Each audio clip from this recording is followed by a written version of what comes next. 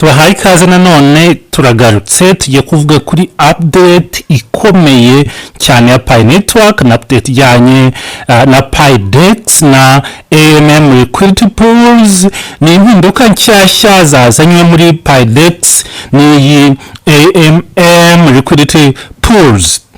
Tuganira kuri izi mpinduka nshyashya Pi network yakoze kuri Pi DEX na AMM Liquidity Pools, ndetse tunavuge ku gikorwa cyihariye cy'ubucuruzi bw'iminsi mikuru Pi Holiday Commerce Event twe twanavuzeho mu itangazo ryacu. Ibi byombi rero ni intambwe ikomeye igaragaza ko Pi network igenda ivana Pi ku rwego rwo kugeragezwa gusa ikayerekeza ku ikoreshwa rifatika mu bukungu nyabwo n'imikorere ya DeFi ishingiye ku muryango wa Pi network.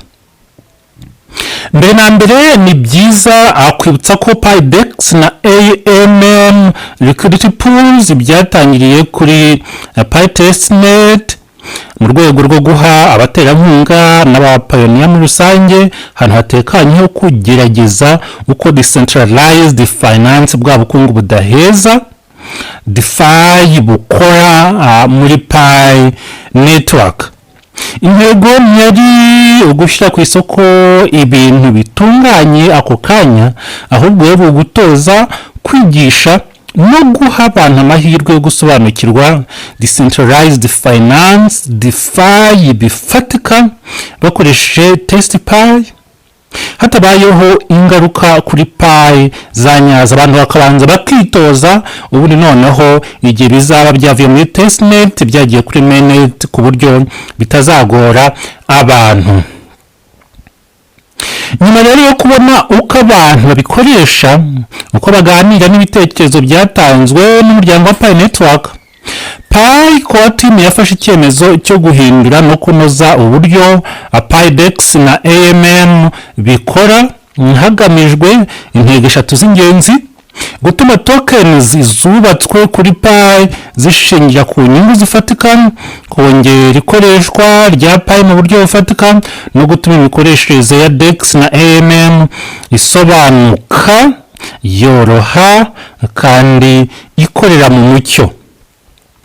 Impinduka ya mbere rero igaragara ni ukunoza kw'imiganirire cyangwa kuguhuza uburyo ukoresha iyo Pi DEX, noneho interface ya Pi DEX ibimeze icyo bita interface n'imitegurire organization ya Pi DEX na AMM. Ubu interface irasukuye kurushaho, iroroshye kuyisoma no kuyikoresha no kuyibonamo ibyo ushaka kuyibonamo mu buryo bworoshye, ku buryo n'umuntu utarize akoresha decentralized finance byoroshye, kandi akaba yashobora kumva no gusobanukirwa uko ikora. Ibi kandi bizafasha abapayoniya kwiga DeFi mu buryo bufatika, ntibibe igitekerezo cyo mu nyandiko gusa, ahubwo bigahindura ubunararibonye bufatika bwo gucuruza, gutanga liquidity no gusobanukirwa uko amasoko yigenga akora.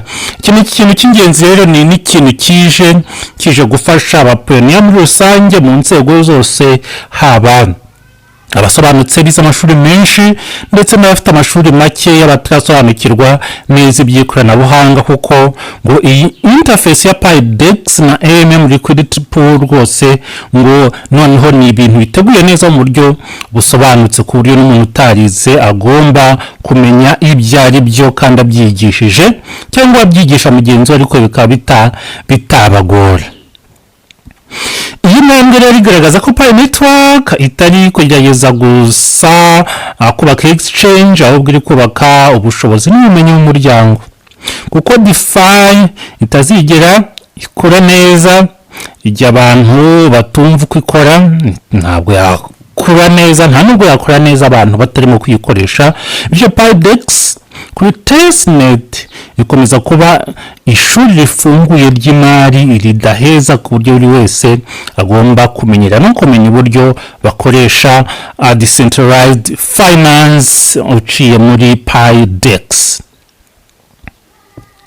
impinduka ya kabiri ikomeye ni ugushyira Pi hagati mu itunganywa rya liquidity, aho ubu payers zose zishingira kuri Pi nk'ifaranga fatizo base asset. Ni ukuvuga ngo buri payer igomba kuba ifite Pi.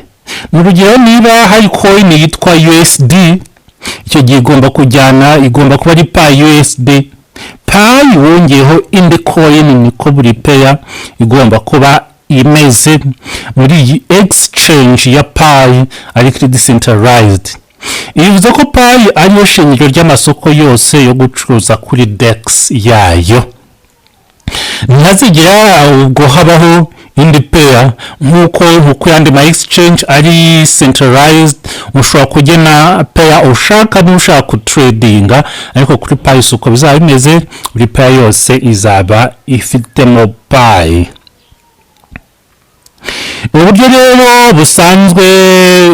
busanzwe bukoreshwa no mu zindi ecosystem zikomeye, kuko gufata asset ifite liquidity nyinshi nk'ishingiro bifasha kugabanya gutatana kwa liquidity mu ma pools menshi, bigatuma ibingibi bikora neza cyane.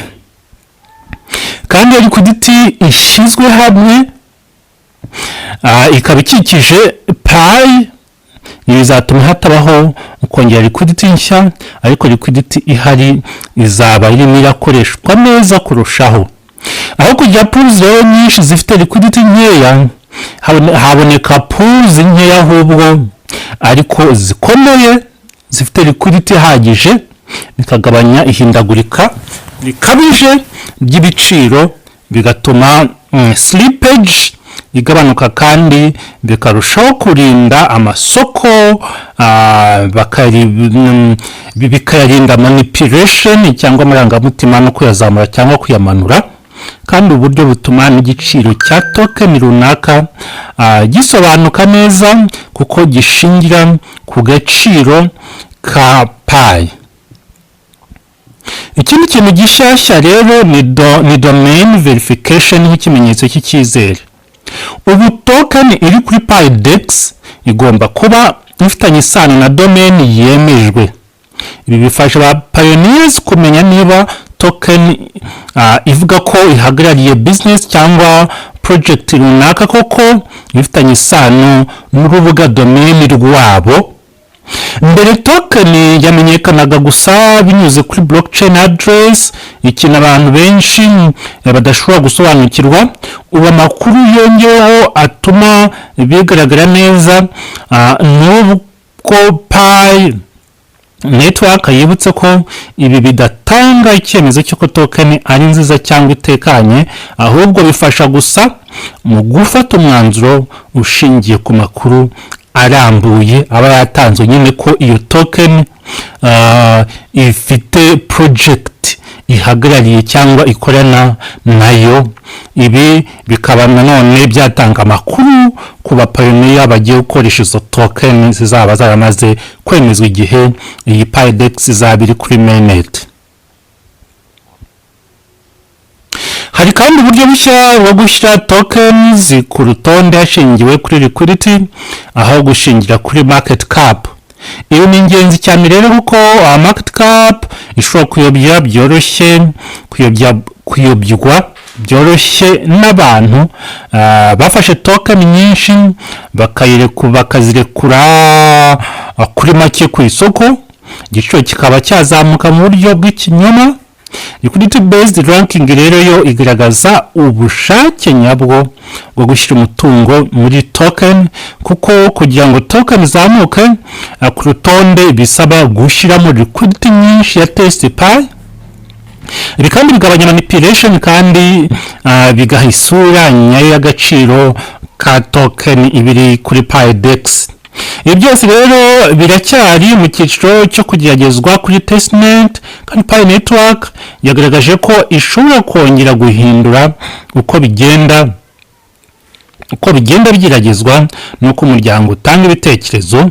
Ibi kandi byerekana uburyo Pi yubaka ibintu mu kwitonda, kugerageza no kumva umuryango wa Pi network aribo ba pioneer, aho kwihutira kujya ku isoko rishobora kuza ridakorera mu nyungu z'abapayoniya muri rusange.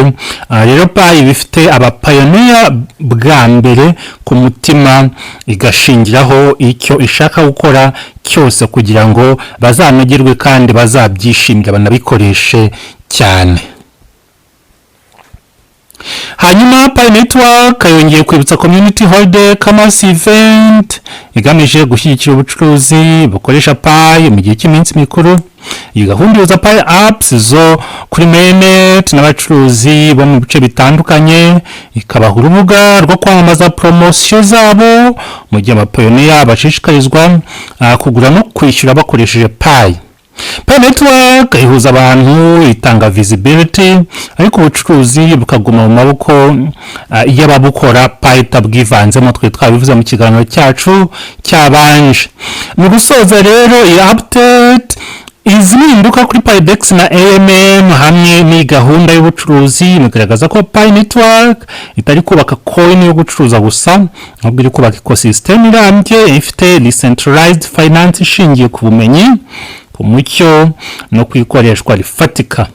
Iyi rero ku muntu wese utwumva, umuntu wese ukurikira umushinga wa Pi Network, iyi ni intambwe igaragaza ko Pi igenda iva ku gitekerezo ikinjira mu bikorwa bifatika, kandi kurimo irateguye ejo hazaza aho Pi izaba igikoresho cy'imari, imari ikoreshwa n'abantu basanzwe mu buzima bwa buri munsi, atari imari izaba ikoreshwa n'abantu bake cyane. Murakoze, duhure mu biganiro byacu bitaha.